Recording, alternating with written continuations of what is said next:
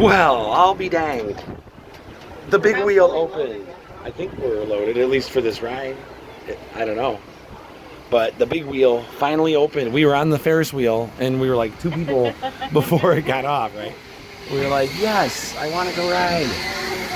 And we got it. I know, being way at the top makes me really nervous. The guy on the phone down there works for Chance Rides, the amazing company that built this all-new Ferris wheel for Bay Beach. There's Zip and Pippin, like you've never seen it before. It's about to go up and drop. The Bay area looks nice out here. Very scenic. Except this thing really rocks and shakes. Bye. There goes the Pippin.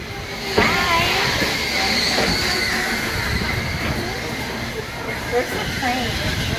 The train is probably all the way down there yet. Oh, is it? And it's a little turn down there. It's turning around down there, yeah. And in this train, they got the blue one going down there. There's 2 jet skis down there. Oh yeah, there's some people boating, jet skiing out there. That looks like fun. Wow, this is neat. Except, like, you know, like you said, it rocks and shakes a little bit. But yeah, that's really cool.